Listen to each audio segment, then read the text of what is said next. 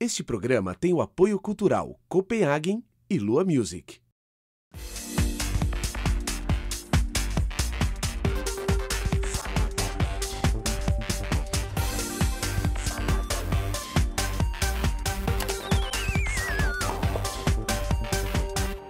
No programa de hoje eu converso com o psicólogo e psicanalista Clécio Borges. Ele é especialista em gays, lésbicas, bissexuais e na terapia afirmativa, não é, Clécio? Isso mesmo. Então, eu queria saber, o seu trabalho é muito bonito, né? Um trabalho específico.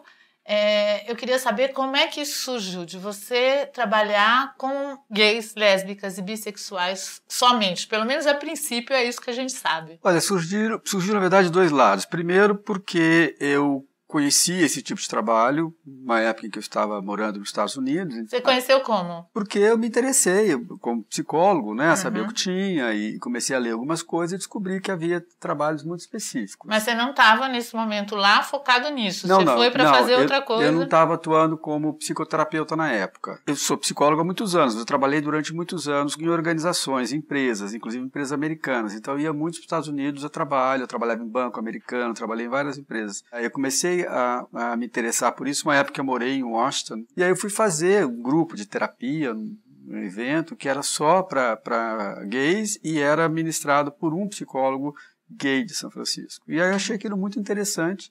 Pensei, bom, quem sabe eu posso fazer isso. Esse é um lado. O outro lado é que eu tinha sentido durante a minha vida a dificuldade nas terapias com terapeutas que eram não necessariamente preconceituosos ou mal intencionados, mas que eu achava que eles não tinham uma formação específica. É difícil você entender o que o paciente está falando se você não tem a visão completa daquilo. Você não precisa ter experiência, senão o terapeuta teria que ter todo tipo de experiência para atender, não é? Mas você precisa entender que há especificidades e aprender, e se preparar. Ele precisa entender que há diferenças, ele precisa entender como funciona, ele precisa conhecer alguns códigos, ele precisa ter informações, ele precisa saber como é a cultura, por exemplo. Então não ficar perguntando para o paciente, como é que você faz, ou como é que é mesmo o que acontece. Né? Eu acho que esse tipo de coisa deve dar uma insegurança em quem está fazendo a consulta. Então, quando eu comecei o meu trabalho, eu percebi que muito poucas pessoas tinham a consciência de que estavam recebendo um tipo de tratamento aquém do que deveriam. Portanto, quando eu comecei o meu trabalho, não fui necessariamente muito bem recebido pela comunidade. Isso é criar um gueto. Então, como se fosse um preconceito seu em querer atender só quem fosse gay. Exatamente. E a questão não é você ser gay, a questão é você ter um treinamento específico para isso. Porque a questão não é simplesmente aceitar ou não se aceitar.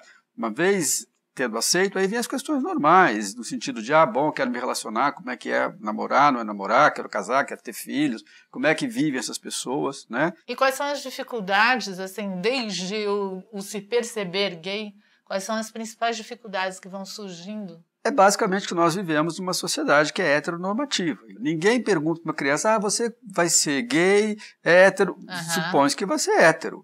Até bem pouco tempo atrás, você não tinha a visibilidade que você tem hoje das diferenças, das diferenças de gênero e de orientação sexual, que hoje já se fala nisso, mas, 20, 30 anos atrás, ninguém nem sabia disso, né? Então, a primeira dificuldade é a pessoa perceber que ela tem uma diferença e que é uma diferença negativa. Ninguém fala, acho que meu filho vai ser gay, que bom, que ninguém bacana. Ninguém comemora, né? Não é? Rapidamente, a criança, se ela percebe que ela tem uma... normalmente não é uma questão ainda de orientação sexual, é uma questão, às vezes, de não adequação ao modelo de gênero, né? Então, o menino que não corresponde ao modelo de homem, a menina que não corresponde ao modelo de mulher, e começa a internalizar que tem algo errado com ela. Então, esse é o primeiro... Ela começa a se culpar disso. Se culpar, primeiro não sabe o que é, né? Porque a questão da sexualidade, de fato, vai aparecer só na pré-puberdade, na puberdade, não aparece quando é criança, né? Se você tem um menino, por exemplo, que é muito sensível, que é um pouco mais feminino, ele não sabe o que tem de errado com ele. Ele é naturalmente aquilo. Ele se sente diferente dos outros meninos. Porque meninos. todo mundo diz para ele, você é diferente, menino não fala assim, menino não brinca disso, menino não senta assim, menino não cruza a perna como eu estou cruzando, tem que cruzar assim, né? Então, aí já começa o sofrimento. E aí, sem saber exatamente por quê. Talvez ele vai entender isso lá na frente, quando ele entender que isso também tem a ver com uma orientação sexual. Né? Normalmente isso começa a se diferenciar em que idade? Muito cedo. A gente ouve relatos de crianças com 4 anos, 5 anos que já se sentiam de alguma maneira, né, discriminadas e oprimidas pela família. Pois a outra questão aparece já na puberdade, quando aparece de fato o desejo sexual. Não é que o menino que é mais feminino será gay, mas o menino que é mais feminino poderá ser gay, assim como o menino que é masculino também poderá. Esse menino que já se sentia diferente, ele vai confirmar a partir do momento do desejo ele sexual. vai perceber, né, que, por exemplo, se é um menino que ele se interessa mais pelos coleguinhas do que pelas coleguinhas, né? São poucas as famílias que lidam com isso como se fosse absolutamente igual. Vai desenvolvendo um sentimento de ser diferente, ser diferente para pior, né? Achar que vai ser marginalizado. Não, e aí começa a ouvir todas as piadinhas, começa a sofrer o bullying, começa, né, a ser chamado disso, daquilo, começa todo o preconceito, toda a opressão social, né? Agora, você acha, mediante isso, que uma vez que os pais comecem a perceber algo diferente no filho, ou que o filho comunique alguma coisa de que ele está sofrendo bullying e tudo mais, você acha indicado procurar uma terapia a partir de que idade? Bom, depende, né? Quer dizer, muitos pais não são sensíveis. Eu muitos acho que pais mais tentam antigamente, não é não? Não necessariamente. Eu acho assim, a situação hoje é infinitamente melhor do que foi no passado. Começam a ter um pouco mais de percepção de que há diferentes orientações sexuais, e era uma coisa longe, distante, né? Tem mais hoje? Não, eu acho que é mais visível. Porque assim, quando você fala 10% da população seria homossexual, você está falando de uma identificação que hoje em dia eu acho que está mais complexa a situação. Porque as pessoas já percebem um gradiente, né? Tem gente que nem se considera homossexual. Então, eu acho que o que se percebe hoje é que é uma maior aceitação da diversidade sexual e da diversidade de gênero. E você só se identifica, todos nós em qualquer situação, a partir do espelhamento que a gente tem. Então, sei lá, quando eu tinha 17, 18 anos, não tinha nem a palavra gay. E se eu, em algum momento, achasse que eu poderia ser homossexual, onde é que eu ia buscar alguém parecido comigo? Difícil, né? Difícil. Então, o que acontece hoje, né, com um adolescente? Ele entra na internet e ele fala com milhares de pessoas. E aí não é só se ele é gay, mas que tipo de gay ele é, que tipo de tribo da qual ele participa. Né? Hoje a gente ouve falar muito dos assexuados. Sempre houve assexuados, mas não havia nem essa palavra. Isso sim é um problema, né? Não necessariamente. Por que você acha que é um problema? Eu acho que é um problema porque o sexo é uma coisa boa, seja como for. E a pessoa que não tem uma energia, e a pessoa que não possui esse desejo, essa energia, essa sim, pra mim, é uma pessoa diferente. Sim, pra você, mas imagina assim, uma pessoa que não bebe nada. Ela pode ter a vida um pouco mais limitada, mas não significa que ela sofra por isso, porque simplesmente ela não quer, não tem vontade de tomar vinho. Mas beber é diferente, tem vinho e tem... Não, mas por quê? Também há uma ênfase muito grande na sexualidade na nossa cultura. Elas falam muito mais que tem uma vida sexual do que tem. Rica do que tem. Tem muita gente que não gosta muito de sexo. Mas o que eu quero dizer é assim, o sujeito assexual que não tem o desejo, aquilo não traz um problema para ele, não é necessariamente uma patologia na minha visão. Não é necessariamente, né, a presença ou a ausência ou a intensidade do desejo que define uma felicidade. Essa variação é que eu acho que é interessante a gente pensar do ponto de vista de sexualidade, tanto de orientação sexual quanto de gênero. E como é que as pessoas acabam, você que atende muitas pessoas, como é que as pessoas acabam se achando? Né? Porque, como você falou, tem uma diversidade enorme. Não é gay, lésbica e bissexual, tem muitas variantes. Normalmente leva tempo. O que é interessante é que a gente tem que entender que a sexualidade é uma coisa muito própria do indivíduo, né? E que ela pode variar ao longo da vida. Tem um monte de preconceito, por exemplo, contra os bissexuais, né? As pessoas falam, bissexual é alguém enrustido, não tem, o que é uma bobagem. E o que é o bissexual, exatamente? Bissexual é alguém que se atrai afetiva, sexualmente, emocionalmente por pessoas de ambos os gêneros, ambos os sexos. Às vezes tem um período em que ele é mais homossexual, um período que ele é mais bissexual, às vezes ele é homossexual predominantemente, mas estou falando do caso de um homem, conhece uma mulher, se apaixona por ela e vive uma relação heterossexual, então ele está sendo bissexual. Você acha que se não houvesse o preconceito, a tendência seria que todo mundo fosse bissexual, gostasse da pessoa e não... Não, eu acho que a tendência seria que todos nós pudéssemos ter uma variação maior na sexualidade. Né? O que Freud dizia que temos uma potencial de sermos bissexuais. Mas eu não acho que é só a repressão que impede isso. Eu acho que há pessoas diferentes. É tudo muito complexo. Então, o que está acontecendo hoje, que eu acho interessante, é que, ao contrário de quando eu comecei meu trabalho, hoje eu acho que há uma aceitação maior da diversidade. Agora, com relação ao preconceito, eu tenho uma ideia sobre preconceito que é o seguinte: a pessoa sofre preconceito muito porque ela mesma tem preconceito com relação a ela e ela se deixa. Porque numa ocasião eu até entrevistei, não sei se você chegou a ver a peça Luiz Antônio Gabriela. Uhum. Então ele falava do sofrimento que foi para a família, aquele irmão que andava pela rua e as pessoas mexiam com ele e ele acabou saindo, indo embora, morar em Barcelona, sei lá o que, e acabou morrendo de doenças e tudo. As pessoas provocam muito quando sentem que aquilo acua, né? Querem ver a reação, querem te amedrontar. Mas se você ergue a cabeça e sai se orgulhando do que você é... Não é assim necessariamente. Porque você tem, no Brasil, até hoje, crime de ódio. Passa um bando de caras skinheads e pega o cara e mata o cara. Quer E dizer, o que, então, que é isso? essas pessoas, não dá para generalizar, mas no geral são pessoas que têm alguma dificuldade muito grande com relação à questão da sexualidade.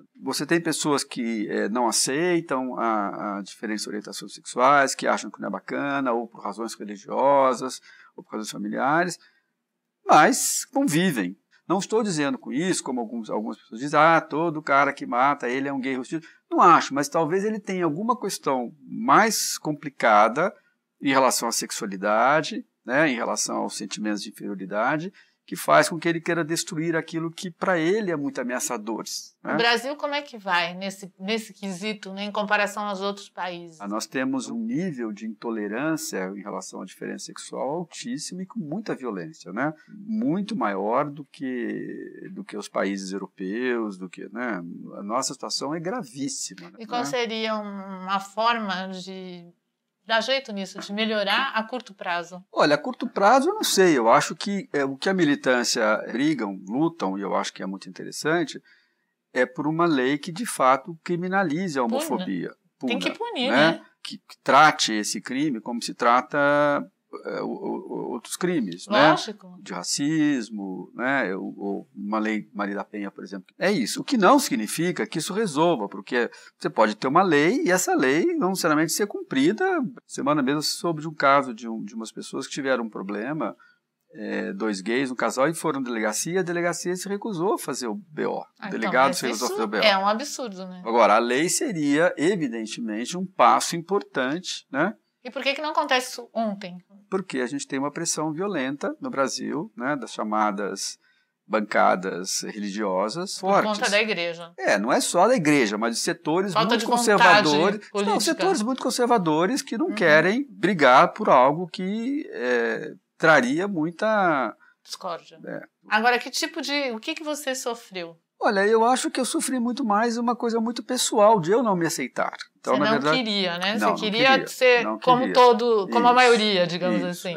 E você chegou a viver como a maioria? Vivi, eu tive uma vida heterossexual até quase 30 anos de idade. Só depois, com 28 anos, eu viajei, fui morar fora, e comecei a me permitir um pouco mais e tal. Então foi um processo muito difícil, interno meu, mas evidentemente interno, que refletia também uma cultura, uma situação externa, porque chegando nos Estados Unidos era tudo diferente, quer dizer, né, nas grandes cidades americanas você já tinha uma cultura naquela época gay muito forte, muito presente, né, e foi isso que me deu talvez a força de dizer, não, mas eu quero isso para mim. E foi difícil isso, se assumir aqui, com família, com tudo? É difícil dizer isso, porque assim, eu não tive nenhum embate, porque eu saí da minha casa muito cedo. Eles não tiveram que lidar com isso no dia a dia. Quando perceberam, a coisa já tinha acontecido. Era uma possibilidade que eu tinha de me identificar com pessoas como eu, que foi o que aconteceu. É uma comunidade, um lugar onde as pessoas parecidas se encontram. Aquilo é altamente... Mas isso alivia, né, o sofrimento. É afirmativa, isso é afirmativo.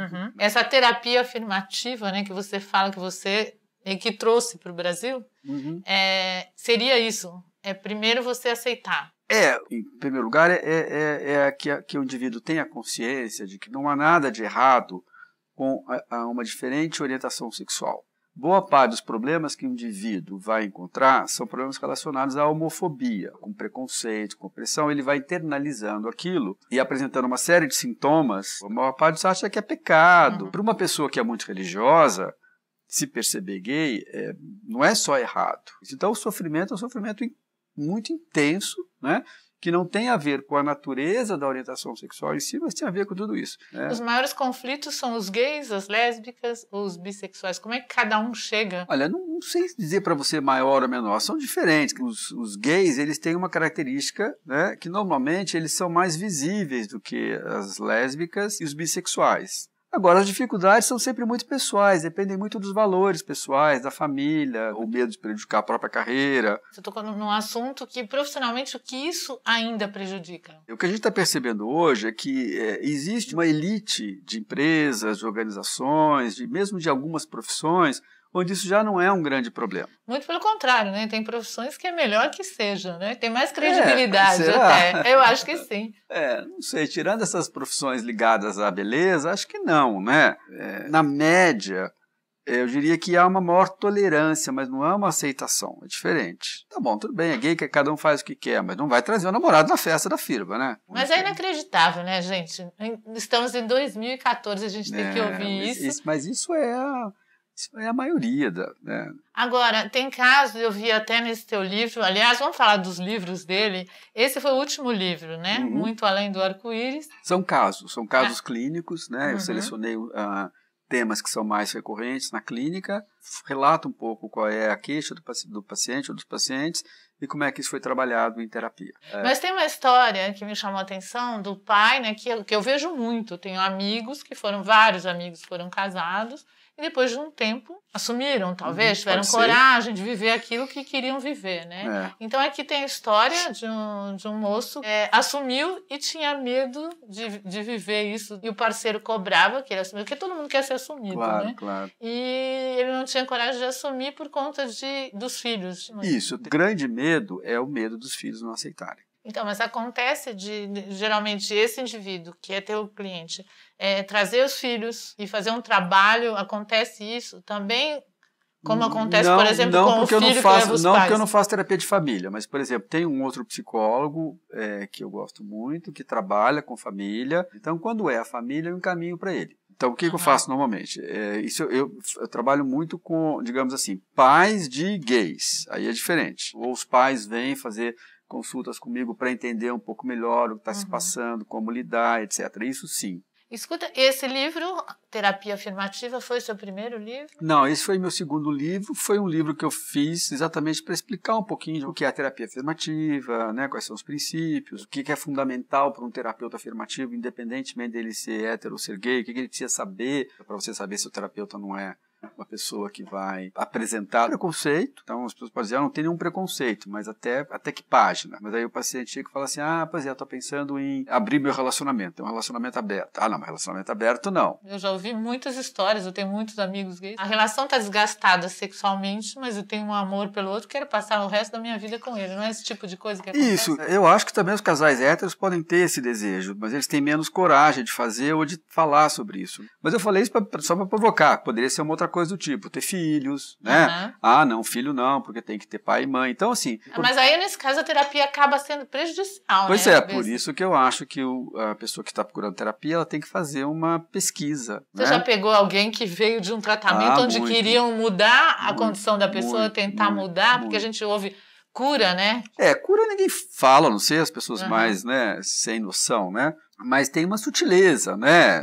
Não dizer vou te curar, mas fala, olha, será que você não está um transtorno obsessivo compulsivo, sei lá, alguma coisa, acho que essa orientação talvez não seja. E aí a pessoa que foi ali para resolver as suas dúvidas acaba saindo com mais interrogação, né? Costuma fazer muito mal, até porque às vezes tem uma relação já profunda com o terapeuta, né? Não é fácil. Terapia. Mas voltando a isso do relacionamento gay, principalmente, eu acho que o relacionamento gay, pelo que eu vejo, ele tem mais amor, mais apego. É mais difícil as pessoas romperem do que o relacionamento homem-mulher. Eu não afirmaria isso que você está falando, mas eu acho que você está trazendo um ponto interessante. O que eu acho que tem uma diferença fundamental é que, de maneira geral, os relacionamentos duram enquanto vale a pena.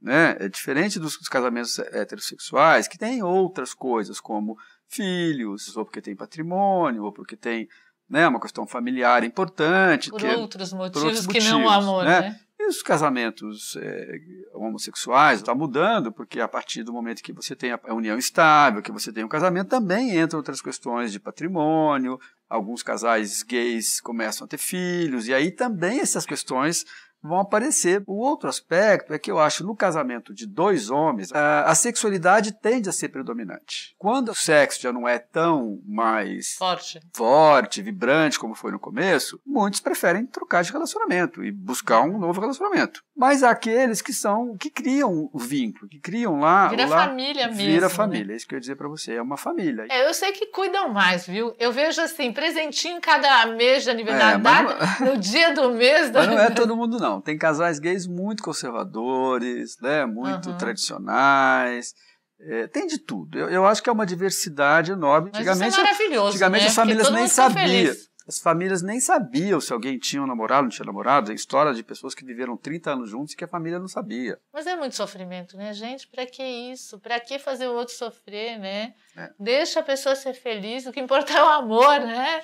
Imagina, você tem um filho, queira que ele seja feliz, que ele ame, que alguém ame a ele, não importa. Se todas as mães fossem assim, seria bom, né? Mas eu acho que tem que chegar nisso, né? Isso é uma questão muito complicada, né? Eu acho que, porque assim, toda mãe, todo pai tem expectativa sobre os filhos. E eu tô falando isso porque eu tenho que respeitar o sentimento da mãe até para ajudá-la a mudar, e não, né? Então, por exemplo, uma mãe que tem um filho gay, que é filho único, e essa mãe sonha em ser avó. Não é uma coisa que a gente pode desconsiderar como um sentimento legítimo, né? Quer dizer, eu também entendo os pais, eu também entendo a dificuldade, né? O meu trabalho é ajudar as pessoas a acharem uma solução para o conflito. Para ser feliz, né? Se você coloca na cabeça que aquilo não é bom, a partir do momento que você muda um pouquinho e também pensa que, nossa, podia ter tanta coisa ruim realmente, né? Não, isso tá querendo só dar amor e receber amor. Claro, isso é uma coisa muito importante agora, recente, dos últimos tempos, da novela Amor à Vida, que sempre a gente vê em novela, temas gays e tal, mas uma coisa que tenha fechado, assim, que eu acho de uma responsabilidade que mudou muito, é a situação do Félix, o beijo e a reconciliação com o pai, que não aceitava o filho, né? Qual o grau de importância disso para a sociedade no geral? Eu acho que o Valci Carrasco fez um belo trabalho no sentido de criar uma situação para que a população, de maneira geral, né, que de certa maneira a população mais conservadora, ficasse favorável ao casal. Então esse foi o trabalho que ele fez basicamente. Foi possível se fazer o beijo final da novela, né? E que foi uma grande comoção, porque finalmente, né? É uma conquista, né? Um divisor de águas, você acha? E, infelizmente, o impacto infelizmente no sentido de que a gente ainda depende muito, né, desse tipo de situação, de novela, etc., para poder, né, sancionar socialmente coisas que no resto do mundo já acontecem, né? Não deveria ser, né? Mas é. E a audiência de TV Globo no Brasil, acho que nenhum lugar do mundo tem essa audiência, né?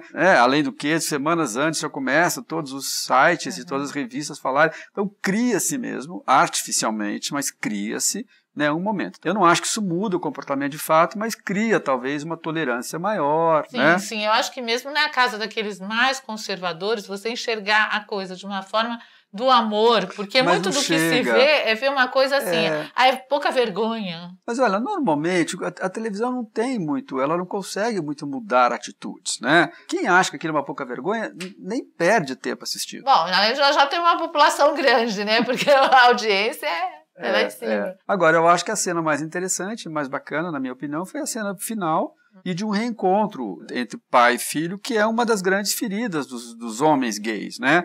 Não serem aceitos pelos pais, não serem reconhecidos como pai. Então, eu acho que essa cena é uma cena que funciona para os gays, talvez eu acho que de maneira mais profunda do que o simples beijo. Que é uma ferida mesmo, pelo que eu sinto, assim, das pessoas que eu pude entrevistar. O principal é o pai que não aceita. É o pai.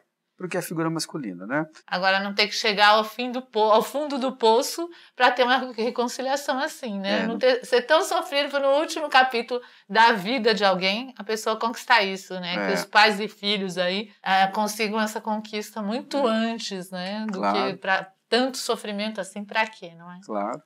Mas olha, e aí eu queria falar, tem um outro livro também, né? Que nós não temos Desiguais, aqui, que é Desiguais. Foi o primeiro livro que, na verdade, é uma coletânea de textos que eu publiquei durante muitos anos na G. Eu tinha uma coluna na G online. Em um certo momento, eu já tinha uns 2 anos de coluna e tal. E aí eu resolvi selecionar alguns textos e fazer. Então é uma coletânea dos textos mais antigos lá. Olha, eu queria que você falasse com a sua experiência de consultório, com a sua experiência de vida, o que você aconselha para quem vive uma situação difícil, né? Porque para aqueles que já estão bem resolvidos, parabéns, né? Que vivam felizes as suas histórias, mas para quem está vivendo uma situação angustiante ou que tem medo de se revelar, que tá dentro do armário ainda, né? Porque essa que eu acho que é a situação mais difícil, angustiante para a pessoa. O que você diria para a pessoa? O meu conselho é procure ajuda. Quando eu falo procure ajuda, porque hoje você tem, como nunca tivemos antes, um monte de recursos. Grupos de pais de gays que se reúnem, que lidam com essa questão. Você tem virtual e presencial, você tem grupos de jovens que se encontram com o Projeto Purpurina, você tem sites na internet, você tem campanhas como aquelas campanha americana e Vai Ficar Melhor, que é um sucesso no mundo inteiro, você tem psicólogos especializados nisso, você tem, não é? Uhum. Então as pessoas precisam saber que elas não estão sozinhas, que esse é um conflito que muita gente vive. E não se isolar, né? Muito não pelo se isolar, contrário. buscar ajuda, buscar a turma, buscar os amigos parecidos, né? Uhum. E qual o recado que você daria para os políticos ou para pessoas que podem ajudar em questões de leis, de acabar com a homofobia, para as pessoas que têm poder, que poderiam, assim como você faz a sua parte, né? Nós estamos muito setor, bem. Mas quem tem mais poder público? Nós estamos muito bem, na verdade, servidos, né, pelo deputado Jean Willis, que é uma pessoa que tem trabalhado, né, de maneira muito contundente em relação a essas questões todas, né? Não poderíamos estar melhor representados, né? Por isso eu diria o seguinte: olha, façam o seu trabalho. E aprovem as leis. Necessita urgente, né? Eu espero que façam o trabalho, que parem de enrolar com essa questão. Por isso que eles estão lá onde estão. Bom, eu te agradeço muito a presença aqui, viu? Eu acho extremamente importante, né? De muita responsabilidade o teu trabalho, de muita importância mesmo. E parabéns. Muito obrigado pela oportunidade. Sucesso para você, viu? E sucesso para as pessoas que te procuram também, né? Que estão ali, eu tenho certeza que com o teu carinho, a tua responsabilidade, elas vão chegar num caminho muito feliz. Muito obrigado pela oportunidade. Eu tenho um presente aqui para você, da Copenhagen. Oba, chocolate, adoro. Copenhagen.com.br, os melhores chocolates. Entra lá no site, vê tudo que tem. Aí você dá para aquela pessoa que você ama, que vai adorar receber, não vai? Delícia, nossa, adoro chocolate Copenhagen. Muito obrigada, Obrigado, viu, Clécio? Eu quero que você venha sempre aqui. Tá bom, pode convidar que eu venho. Um beijão para você. Beijo para você. Este programa tem o apoio cultural Copenhagen e Lua Music.